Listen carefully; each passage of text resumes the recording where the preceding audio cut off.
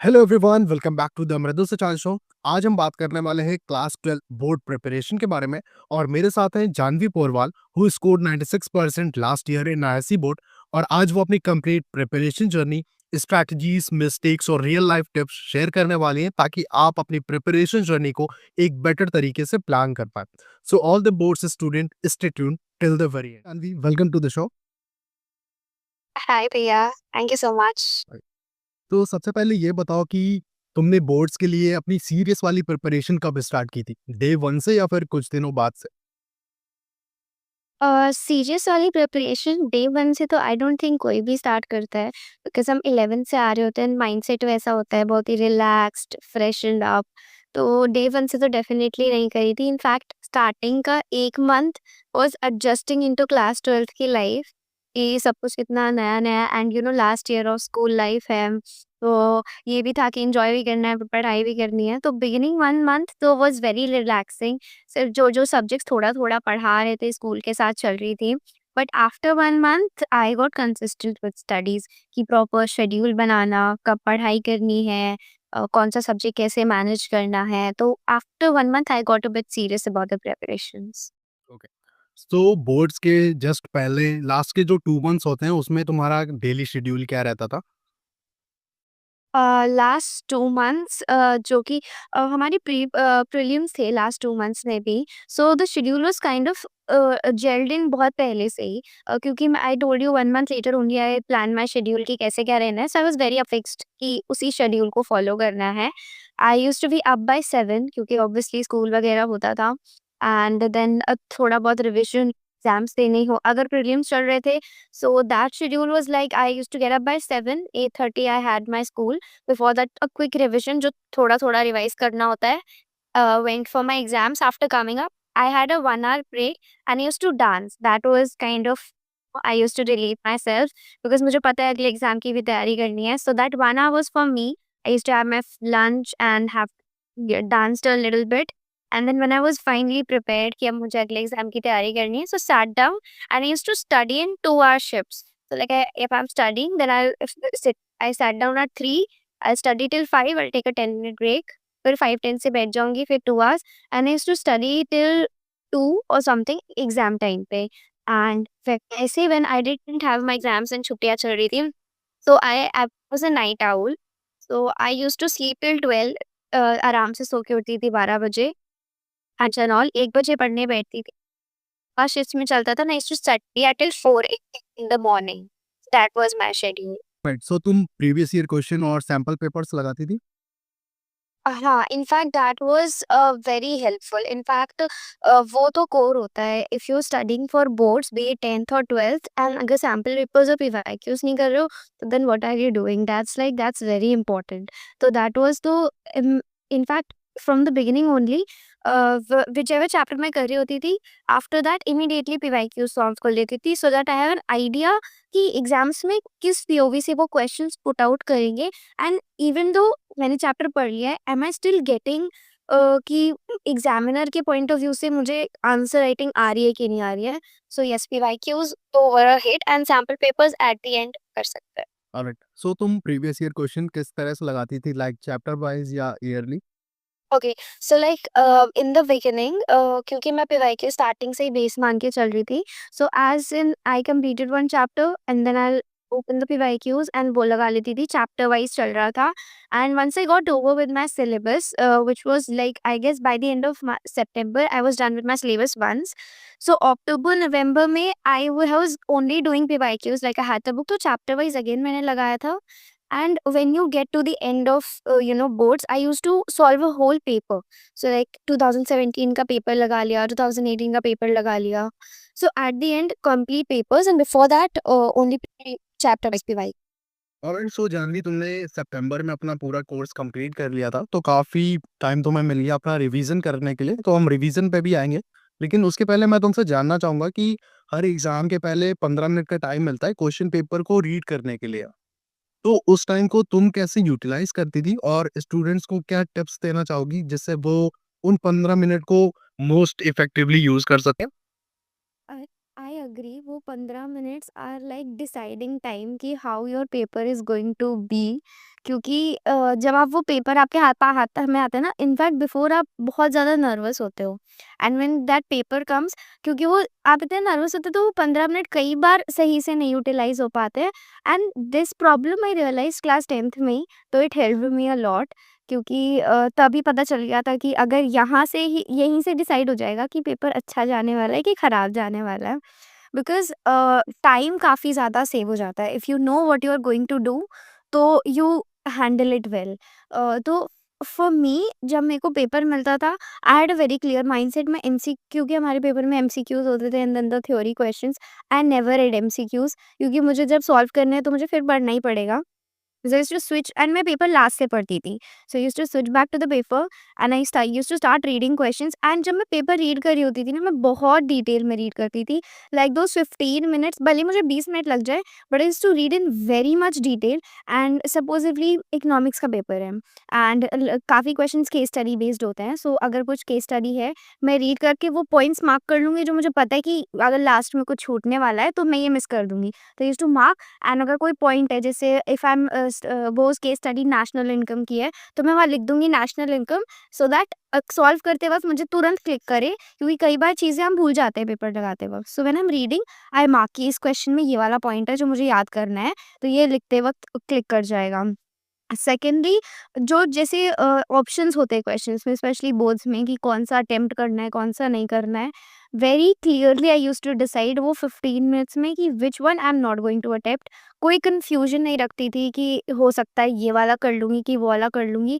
Very clear from the very beginning. As I used to go through the questions, मुझे पता है कि मुझे ये क्वेश्चन हो सकता है थोड़ा-सा गलत हो जाए, तो तुरंत ही उसको तुरंत एक क्रॉस लगाना कि क्वेश्चन नहीं करना है, एंड रेस्ट हर कुछ डिटेल में पढ़ लेना। एंड इफ अगर वो 15 मिनट में टाइम बच जाए, then I used to switch to my MCQs, and मैं अगर एमसीक्यूज़ रीड कर रही हूँ, so used to mark the answers also, even though वो बोलते हैं उसमें कुछ मार्क नहीं करना है 15 मिनट्स में, I used to put a छोटा सा पेंसिल का डॉट कि अच्छा ये आंसर है, सो दैट टाइम बहुत ज़्यादा बच जाता है।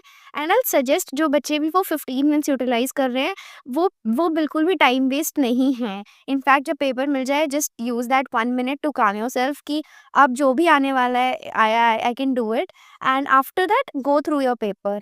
And most of the times ऐसे होता है, because I panic a lot. तो अकाउंट्स के पेपर में ऐसा हुआ था that I read the paper and उसके बाद तो आई एम लाइक कुछ नहीं आ रहा है, इसमें कुछ भी नहीं आने वाला है। तो it is a feeling which usually comes, लेकिन वो धीरे-धीरे जेलन होती जाती है कि होता ही जाएगा क्वेश्चन। सो वो फीलिंग वो 15 मिनट्स में आए भी ना, तो you have to prepare yourself in a way कि वो इग्नोर करना है, कि इवन दो अगर आपके मन में चल भी रहा है कि मुझसे नहीं हो पाएगा, लेट इट बी। हो ही जाएगा, कुछ ना कुछ तो हो ही जाएगा। हाँ, तो जैसे तुमने बताया कि कई बार होता है हमारे साथ कि हम जब अपना क्वेश्चन पेपर रीड कर रहे हैं, तो हमें लगता है कि यार ये क्वेश्चन भी नहीं आता। फिर हमने नेक्स्ट क्वेश्चन पढ़ा तो यार वो भी नहीं आता। तो उसके लिए मैं एक चीज़ सजेस्ट करना चाहूँगा कि पहले तो आप सीक्वेंस से कर रहे हैं, और बाई चांस अगर आपको आधा क्वेश्चन आ रहा है या फिर और भी थोड़ा-सा आ रहा है, तो आप उतना कर लें और उसके लिए स्पेस छोड़ दें। फिर जब आप सेकंड गो में करेंगे, तो हो सकता है कि आपको कंप्लीट आंसर आ जाए या फिर वो कुछ पार्ट उसका और आ जाए। तो ये चीज़ काफ़ी हेल्पफुल रहती है। और जैसा तुमने बताया कि छोटे से टिक कर लेती थी तुम या छोटा-सा लिख लेती थी, तो मैं भी वो चीज़ यूज़ करता था। एंड इनफैक्ट मैंने इंग्लिश लैंग्वेज वाले में मैं एक कोटेशन में कुछ ही लिमिटेड याद करके गया था, एंड लकीली एक ऐसी आ गई थी जो क्वेश्चन से मैच कर रही थी, तो मुझे लग रहा था मैं भूल जाऊँगा। तो मैंने अपने आंसर शीट के पीछे पेंसिल से लिख ली थी वो। एंड तो इस तरह की भी चीज़ें आप कर सकते हो। बट आपको वही है कि आपको स्मार्टली पहले से इस चीज़ें प्लान करके जाना और वहाँ पे स्मार्टली यूज़ करना है, तभी आप इन चीज़ का मोस्ट इफेक्टिव वे में यूज़ कर पाएँगे, फ़ायदा उठा पाएँगे। तो अब रिवीजन पे आते हैं। जैसा तुमने बताया कि तुम्हारा सिलेबस सितंबर में ही कंप्लीट हो गया था, तो ऑलमोस्ट 4 मंथ्स तुम्हारे पास पड़े थे रिवाइज़ करने के लिए। तो मैं जानना चाहूँगा कि तुमने उन 4 मंथ्स को किस तरह से ब्रेक डाउन करा था, या फिर किस तरह से रिवीजन का पैटर्न था तुम्हारा? और कुछ बच्चे, आई एम श्योर कि कुछ होंगे जिनका सिलेबस अभी तक कंप्लीट नहीं हुआ होगा। तो उनको क्या बोलना चाहोगी जिससे वो अपना सिलेबस कंप्लीट कर सकें और बोर्ड्स में भी एक अच्छा स्कोर ला पाएँ? फॉर मी अगर मैं बात करूँ, हाँ, जल्दी सिलेबस ख़त्म करना is a benefit for all of us, क्योंकि ऑब्वियसली वो जितना ज़्यादा टाइम मिलेगा उतना ज़्यादा रिवाइज कर पाओगे। And I completely agree with the situation कि नहीं हो पाता है syllabus complete. And I have been in that situation कि 11th में I was also in that condition जहाँ मेरा सिलेबस नहीं हुआ था। And it's not at all a problem कि अगर सिलेबस नहीं हुआ है। बट फॉर मी, अगर मैं बात करूँ सितंबर में सिलेबस खत्म हुआ था, तो विद इन दैट 1 मंथ जो अक्टूबर का था, I was a bit distracted and I wasn't completely focused, if I am being honest. तो that month I couldn't really utilize well, क्योंकि तब एक वो रिलीफ हो जाता है ना, that I am done with my syllabus, अब तो बस रिवीजन करना है। तो वो 1 महीना वाज़ अ बिट कि हो जाएगा, अभी कर लूँगी, है time. But from November my strategy was very much clear. I go subject by subject, so it's not like कि मैं एक दिन में 2-3 सब्जेक्ट पढ़ रही हूँ। I if I pick up a subject, मैं पूरा दिन सिर्फ वही सब्जेक्ट पढ़ रही होती थी, which was kind of a drawback, क्योंकि कई बार होता है कि you need to have a hold on each subject. तो अगर मैंने इकोनॉमिक्स उठाया सुबह, एंड बिकॉज़ जो फर्स्ट रिवीजन था मेरा, that took a lot of time. एक प्रॉपर महीना मैं सिर्फ चैप्टर्स के कंसेप्ट को दोबारा रिवाइज कर रही थी, if I was forgetting something, and मैं लिख लिख के बहुत याद करती थी। तो whenever I am understanding a concept, उसको दोबारा से लिखा, दोबारा शॉर्ट नोट्स बनाए, दोबारा से सब कुछ क्वेश्चंस वगैरह लगाए। बाय द टाइम मैं अपने सेकंड रिवीजन में पहुंची थी, which was mid December, it was more of a verbal thing, कि मैं बैठती थी and I used to open my book, और मैं बोल बोल के खुद को ही पढ़ा लेती थी कि ये कॉन्सेप्ट है, ऐसे ऐसे करना है, this has to be the answer. And by the time December ended, Jan में I was just solving PYQs, question papers, sample papers, that's it. And for the students जिन्होंने अभी तक सिलेबस नहीं किया है, इट्स वेरी नॉर्मल, अगर नहीं किया, इट्स कम्प्लीटली फाइन। बट अब टाइम है that you buckle up and obviously get hold on your subjects. Basically अगर अभी तक भी नहीं किया, तो now you will have a kind of hectic schedule, क्योंकि स्टार्टिंग से करते हो तो शेड्यूल काफ़ी लाइट होता है, कि ठीक है 6-7 घंटे भी पढ़ लिया तो काफ़ी है। तो अब थोड़ा सा ज़्यादा होगा, but it's very easy, you just have to plan your things. And एक बार आपको पता है ना कि what plan do you have to work by, like अगर मैं कोई सब्जेक्ट उठा रही हूँ इकोनॉमिक्स, मुझे शायद मैं उतना कोई और उतना बेटर गाइड नहीं कर पाएगा कि मुझे ये चैप्टर इतने टाइम पे खत्म करना है, ये इतने पे करना है, जितना मैं कर लूँगी, because everybody has a very different level of understanding. Like for me, मुझे बहुत टाइम लगता है एक चैप्टर को अच्छे से फिनिश करने में, 4 to 5 hours for just one chapter. And हो सकता है somebody has good learning skills, they can wind up the chapter in 2 to 3 hours। तो वो खुद से शेड्यूल करना पड़ेगा। बट आई से टेक अ डे, शेड्यूल कर लो सब कुछ, कि कब तक कौन सा सब्जेक्ट खत्म करना है, क्या क्या डेली डेली खत्म करना है। ऐड थोड़े थोड़े पीवाईक्यूज एंड सैम्पल पेपर्स उन्हीं बीच में, बिकॉज रिविजन का टाइम ऑब्वियसली कम होगा। एंड इवन इफ अगर एक बार भी आप सिलेबस कर रहे हो, एंड एट दिस पॉइंट अगर कर रहे हो, तो बहुत अच्छे से कर लो, so that even if you do less number of revisions, you have that kind of content कि you have a hold on your subjects। Okay, तो तुमने अकाउंट्स में भी काफ़ी अच्छा स्कोर किया था, तो अब अकाउंट्स के लिए तुम्हारी क्या स्टेप बाय स्टेप स्ट्रैटेजी थी, वो भी बताओ? So अकाउंट्स जब स्टार्ट हुई थी, it was kind of difficult for me, because twelfth में स्टार्ट होती है पार्टनरशिप अकाउंट से। एंड जब मैंने पढ़नी चालू की थी, I was very excited for accounts, because that's more of a practical subject, and I hate theory subjects and I love practical subjects. It was kind of very exciting for me कि मैं कुछ नया सीखने वाली हूँ। But as it began, वो burden इतना ज़्यादा हो गया, and as I told you, वो स्टार्टिंग का 1 month I had relaxed, so things bulked up like anything। Next month it was like कि मुझे ये भी नहीं आता है, वो भी नहीं आता है, I can not do anything. But it's not difficult when you start understanding things very practically. तो अभी तक जब तक मैं क्वेश्चन 1 महीने तक लगा रही थी, इट वाज मोर ऑफ कि क्वेश्चन लगाना है मुझे। बट देन आई रियलाइज्ड मुझे क्वेश्चन नहीं लगाना है, I just have to understand what the question is trying to speak to me. And a very weird thing is कि क्वेश्चन इज लाइक, अगर आप ढंग से क्वेश्चन पढ़ो ना, इट फील्स लाइक कि क्वेश्चन आपसे बात कर रहा है, वो खुद ही आपको बता रहा है कि सुनो, ऐसे ऐसे करते जाना है, ये करते जाना है। So it at one point it became very interesting. जब शुरुआत में मैंने 1 महीना बाद से सब कुछ स्टार्टिंग से .0 I was, and I started from the very beginning. मैं यूट्यूब पे लेक्चर लगाती थी, बिकॉज ऑब्वियसली मैंने स्कूल के लेक्चर्स काफ़ी मिस कर दिए थे। लगाया एंड उसको देखा, एंड जो मैंने स्टार्टिंग में देखे थे वो लेक्चर्स 2x की स्पीड पे नहीं देखे थे, बिकॉज तब मुझे बहुत समझ समझ की चीज़ें करनी होती थी, to watch a lecture. And so जब मैं क्वेश्चन पढ़ती थी, तो आई यूज टू अंडरस्टैंड कि अगर if I was in that position, तो मैं क्या कर रही होती थी। तो accounts became very easy if you keep your self in that position. उसके बाद कुछ एंट्रीज होती हैं, the more you practise, more you get hold of it, क्योंकि स्टार्टिंग स्टार्टिंग में तो I was also messing up in my entries a lot and कुछ भी डाल देना। कई बार तो even I used to get messed up कि ये क्यों कर रहे हो यार, अभी इस क्वेश्चन में तो ये किया था, अब इसमें ये कर दिया, दिमाग में फिट नहीं होगा। बट देन इट्स लाइक जैसे if you done 50 questions, you know कि अब इस क्वेश्चन में, फिर जब 51st क्वेश्चन पे आता है ना, यू नो कि अरे ये वाला तो अभी किया था, ऐसे ही होगा। सो accounts needs a lot of practice, because I remember कि जब initially I started to solve accounts, I used to spend 3 hours and सिर्फ 2 क्वेश्चन किए। So that was a very demoralizing thing कि भाई 3 घंटे हो गए, सिर्फ 2 क्वेश्चन लगे हैं, what will I do exam में? But eventually it gets better, you start solving and it gets starts getting better. And सितंबर तक तो I will be very honest, मैंने एक बार पार्टनरशिप पढ़ के खत्म कर दी, I didn't even touch it again. फिर दूसरी कंपनी अकाउंट्स चालू कर दिए एंड जो थोड़े बहुत चैप्टर्स थे वो खत्म करे। So by the time September ended, मैं भूल चुकी हूँ कि पार्टनरशिप में क्या क्या हो रहा है। So again you have to keep revising, that's the key, you have to keep solving. जैसे अगर आप कुछ भी नया भी पढ़ रहे हो तो पुराना 2-3 क्वेश्चन लगा लिया, so that you have a hold of it, तो मैं, तुम्हारे दिमाग को शांति है कि हाँ आता है, मुझे भूल ही नहीं हो अभी। That's how I manage the tips. Exactly, अगर हमारे बैक ऑफ द माइंड ये चीज़ होती है कि मेरा इतना मुझे सॉलिड आता है, तो आगे का पढ़ने में भी हमारा ज़्यादा मन लगता है और समझ में भी आता है। तो तुमने काफ़ी अच्छे से अपनी अकाउंट्स के लिए स्ट्रैटेजी डिकोड करी, तो अब मैं चाहूँगा कि इकोनॉमिक्स के लिए भी इसी तरह से बताओ। Okay. Economics was my favorite subject, even though I said I don't like theory. But economics is not theory. You know, when you start studying economics, it becomes a very everyday subject. Like when I had my first class of economics, I tell you, it was so interesting कि I was planning कि मैं अब इसमें ही कुछ करूँगी. I want to get enter this field of economics and I want to explore how things are being seen, because you know you get to know, if you have your interest in being knowing finances and stuff, you'll start to realize कि हम daily में भी कुछ कर रहे हैं ना, so it has economics in it. And when you know start exploring and start peeling off the layer and realizing कि अरे मैंने ये किया, इसमें economics थी, अरे I'm doing this also has a bit of economics in it, so it becomes very interesting.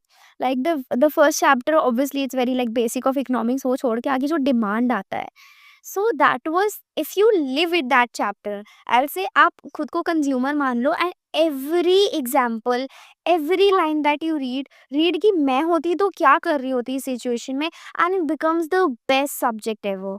You'll try to put yourself in a situation and it will be a complete story for you कि okay, अच्छा मैं ये कर रही होती तो situation में ऐसे आता, and it slowly starts to get interesting, क्योंकि पहले आप इनिशियल लेवल पे अपने साथ डील कर रहे हो कि मैं एज अ कंज्यूमर कैसे किसी के साथ डील करूंगी, but as you start reaching out the chapters, you start learning about the economy, you start learning कि हमने एज एन इकोनॉमी क्या प्रॉब्लम्स देखी हैं।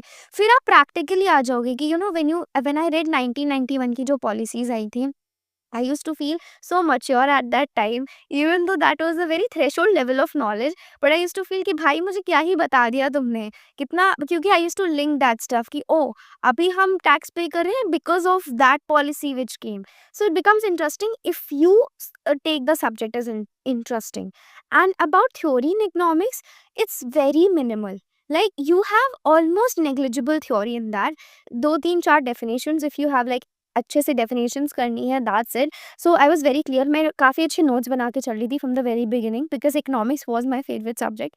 तो उसमें मैं स्टार्टिंग से whatever chapter I used to read, जो छोटी-मोटी डेफिनेशंस हैं, एंड मैं क्या करती थी, if I have learned a concept and I have written a bit about it in English, मैं एक स्टिकी नोट चिपका के उसे पूरा हिंदी में एक्सप्लेन कर देती थी, जिससे next time if I am opening a note and मुझे ये दिक्कत हो रही है, so I read it out in Hindi कि अच्छा मैं ऐसे समझा रही थी खुद को, and I used to put a lot of examples. Examples is my core thing, मैंने कोई भी कंसेप्ट पढ़ा है तो आई विल हैव 3-4 एग्जाम्पल्स उसके, जिससे मुझे वो सिचुएशन समझ आ जाए कि अच्छा ये कहाँ पे यूटिलाइज हो सकता है। एंड अगेन चैप्टर वाइज आप मूव करते जाओगे तो you'll start to link each of the chapter with others. 2 parts होते हैं, microeconomics and macroeconomics, and even though they are kind of separate, but when you study you start to relate each one as a whole कि अच्छा हाँ ये इससे link हो रहा है, ये मैंने पढ़ा था सेकेंड में, ये इससे लिंक हो रहा है। So it slightly gels in कि हाँ, समझ आ रहा है सब कुछ धीरे-धीरे। So you have to be consistent from the very beginning. ऐसे स्टार्टिंग से होल्ड करके चलना पड़ेगा चैप्टर्स पे, तो आपको आगे बहुत इंटरेस्टिंग लगने लगेगा and economics will be very easy for you.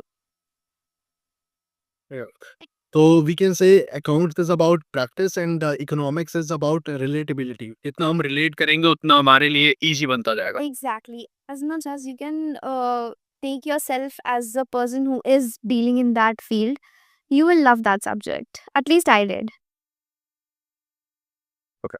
So boards के टाइम पे या फिर बोर्ड्स के प्रिपरेशन के टाइम में क्या तुम सोशल मीडिया यूज करते थे?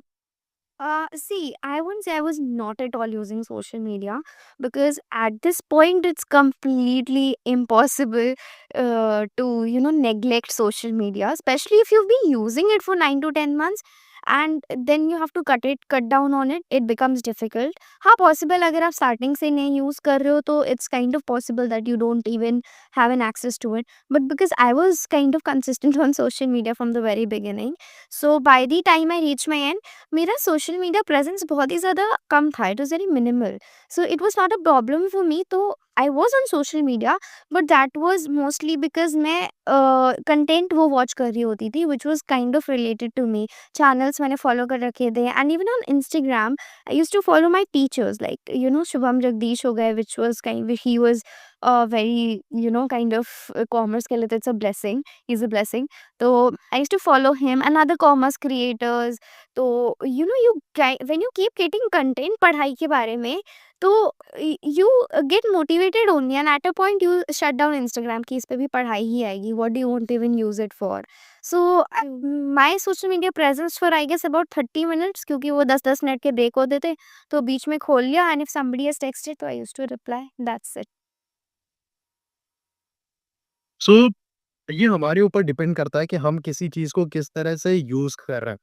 लाइक तुम्हारा अगर केस ले हम, तो सोशल मीडिया तुमने क्विट नहीं करा, एट द सेम टाइम तुमने यूज़ भी करा, बट उसको इस वे में यूज़ करा कि उससे मोटिवेशन मिले, उससे कुछ सीख सको। तो ये कंप्लीटली हमारे ऊपर डिपेंड करता है कि हम किसी चीज़ को किस तरह से डील कर रहे हैं या फिर किस तरह से उस चीज़ को देख रहे हैं। एग्जैक्टली। पर्सन की हो सकता है मेरे लिए वो प्रॉब्लम ना हो and for a person who is on social media for a very long time उसके लिए वो डिस्ट्रैक्शन हो सकता है, तो he can switch it of for a while. न और कई बार हमारे साथ होता भी है कि अगर हम किसी चीज़ से जितना दूर भागते हैं, उतना ही लाइक हमारे माइंड में वो चीज़ चल रही होती है कि यार मैं सोशल मीडिया नहीं यूज़ कर रहा, नहीं यूज़ कर रहा। तो फिर हम लाइक वो इस तरह से हो जाता है कि हमने एक पैर इस बोट में रखा हुआ है, एक दूसरे वाले में। तो ना हम कंप्लीटली पढ़ाई कर रहे हैं, ना ही सोशल मीडिया यूज़ कर रहे हैं। तो उससे बेटर तो मैं कहूँगा कि या भाई सोशल मीडिया यूज़ ही कर लें। फिर थोड़ी देर यूज़ कर लो, बाकी फिर पढ़ाई पे फुल फ़ोकस के साथ स्विच कर लो। सो तो मूविंग अहेड, अगर तुम्हें अपनी बोर्ड्स की प्रिपरेशन इस टाइम दोबारा स्टार्ट करनी होती, तो वो क्या एक चीज़ होगी जो तुम डिफरेंटली करती? जो एक चीज़ मैं डिफरेंटली करती, दैट्स काइंड ऑफ टफ, मुझे काफ़ी सही लगती है अपनी preparation, but again I will say person to person depend करता है। Because for me, my situation was very hectic and I would relax myself a bit. I was panicking a lot. I was very nervous. In fact, I took a lot of burden on myself, and which students usually do. Because nobody was pressurizing me to say कि मुझे इतना लाना ही है, but I had this pressure on myself कि at least इतना तो मैं score कर ही लूँ, because after putting a lot of efforts when you get a very lesser result it feels very disappointing for your own self। and मैंने prelims में काफ़ी कम score किया था accounts में, to be very honest, so that I was very demoralized at that time। तो मैंने अपने studies को काफ़ी ज़्यादा बढ़ा दिया था, like a board student doesn't study as much as I did, I consider that। So I would, if I could, I would tell myself to relax a bit, because a steady mind is way better than a panicking one। I was like till the end, it is said कि आप at least 2 to 3 hours पहले exam के you just keep your books away and you prepare yourself कि अब when I'm going into enter into this hall मैं कर ही लूँगी। I was not that kind of student. I was like, even before 15 minutes entering into the exam hall, I was constantly like, अरे मैंने ये पढ़ा था कि नहीं पढ़ा था? Did I not just miss on this concept? I had zero confidence, to be very honest, even while entering the exam hall. So I would suggest कि have a lot of confidence in yourself. Doesn't matter आपने कितना पढ़ा है, if you going into an exam hall, if you don't have confidence, फिर जो आता है ना वो भी बहुत कम लगने लगता है। लकीली मेरे केस में पेपर काफ़ी ईज़ी आ गया था, इकोनॉमिक्स वगैरह का, तो काफ़ी संभल गया। But I would say I would tell my self to panic a little less, exam में वो कम करूँ। बाकी प्रिपरेशन तो was like I think kind of fine enough to not burden my self a lot again. Final question, जो students इस year board देने वाले हैं उनके लिए एक final message. All the best first of all. अच्छे से बोर्ड्स देना भाई, I have been through that phase and I know इस टाइम तो ये ऑल द बेस्ट वगैरह ऐसा लगता है कि हाँ ठीक है, सुन लिया, अब करें क्या, इसका क्या कर सकते हैं। But have confidence in yourself, please, because that's the very basic thing that you can have in yourself. And no matter कौन किसने कितना पढ़ा है, प्लीज स्टॉप कंपेयरिंग योरसेल्फ कि उसका इतना सिलेबस हो गया है, मैंने अभी तक इतना भी नहीं किया है, उसने पीवाईक्यूज कर लिए हैं, उसने इतने सारे वो इतनी सारी चीज़ें पढ़ रहा है। It doesn't matter, it doesn't count. आपने कितनी प्रिपरेशन की है, कितने अच्छे से करी है, that matters. So instead of wasting time कि आपने कहा उसने कितना कर लिया, अब तो मैं कुछ नहीं कर पाऊंगी, just try to focus a lot और on yourself, on your revisions, खुद पे फोकस करना। एंड डरना बिल्कुल नहीं, इतना भी टफ नहीं होता है जितना हाइप अप करके रखा है कि बोर्ड्स हैं, बोर्ड्स हैं। It's chill, in fact 12th के बोर्ड्स तो आर वेरी इजी ओनली। अच्छे से देख के आना। All the best. So alright, thank you so much Janvi for your clear and practical insights. I am sure तुम्हारे एक्सपीरियंस और स्ट्रेटजीज इस ईयर के बोर्ड स्टूडेंट को हेल्प करेंगे। And once again thank you so much for joining. I hope it does help some students, अगर कर पाऊँ तो बहुत ही अच्छी बात है। And thank you so much for guiding me so well. It was a very nice experience talking having this conversation. Episode पसंद आया हो तो द अमृत चैनल शो को फॉलो और सब्सक्राइब करें। मिलते हैं नेक्स्ट एपिसोड में with some more real life stories and real learnings. And to all the boards student, all the best.